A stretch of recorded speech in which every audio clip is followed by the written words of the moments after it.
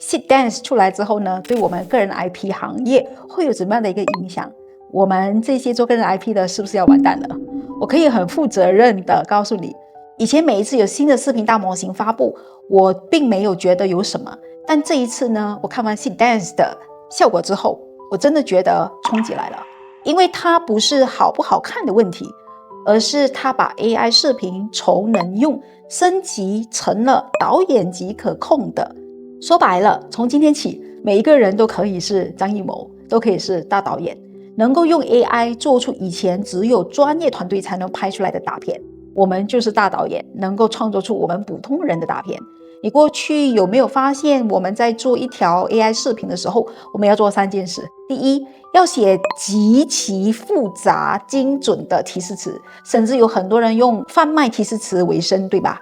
第二呢，我们要反复的抽卡，一片片的生成，碰运气。第三，我们还要加上人工去反复的补救、修改、拼接、剪辑。但是现在非常可怕的事情，你只要给它一个故事线，它可以自己分镜、自己生成，音画同步，一次完成。我给你算一笔账啊，你就知道这个冲击到底有多大。过去呢，拍一个有质感的大片镜头，你需要专业打灯、现场调度的工作人员，还有后期制作、加工、包装1个月的时间，1分钟的内容综合下来可能要花数万块钱。而现在呢，生成一段15秒可用的大片高清视频，成本可能已经降到几块钱。以前 AI 视频最大的问题是它的抽卡成功率好低啊！你生成10次，可能能够用的就只有1-2条，要么就跑镜，要么镜头语言不连贯，要么穿帮，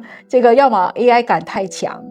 而今天呢 Seedance 的可用率已经大幅度的提升，就意味着高质量内容的生产正在变成工业流水线。它可以去调取视频、音频、图片、文字，甚至可以理解你要表达的意思是什么，保持人物的一致性、声音的一致性、情节的一致性。这就意味着呢 AI 视频已经不再简单的把我们脑中的画面想象化出来，而是它自己在构建一个有情绪、有因果、有故事的真实世界。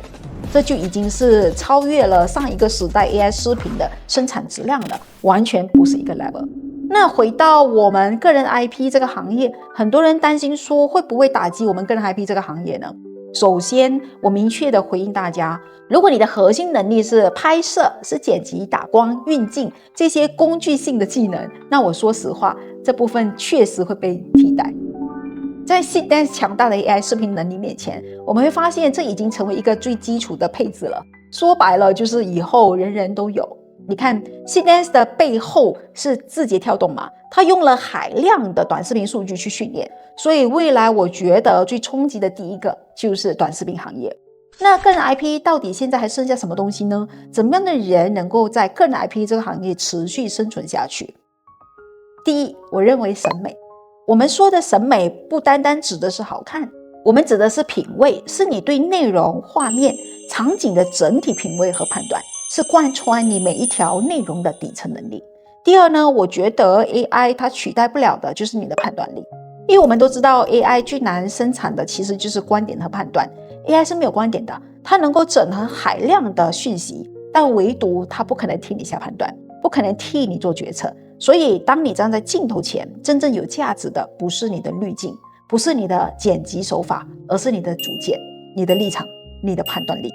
观点判断变成了视频的核心，而外在的包装都不再这么重要了。你需要有自己的主见，而判断力的来源于哪里呢？来源于你的人生丰富的经历，来源于你实践建立的知识结构，来源于你在商业过程当中的决策判断所累积的胜利原则。这是由你内而外长出来的，这些东西都是 AI 无法取代你的。所以你在视频当中，你应该更大胆的、更勇敢的去告诉别人你的判断是什么。一个没有判断力的人，我觉得未来他做 IP 的成功以及创业的成功率都会非常非常的低。所以你会发现呢，中长视频未来一定是一个比较大的发展方向，因为视频必须得中长化，才足以体现一个人的知识体系和你的判断力。那这种45秒钟的短视频，你会发现 AI 比你做的好多了，比你做的更加的漂亮，做的更加的精美。所以未来还有什么价值可言呢？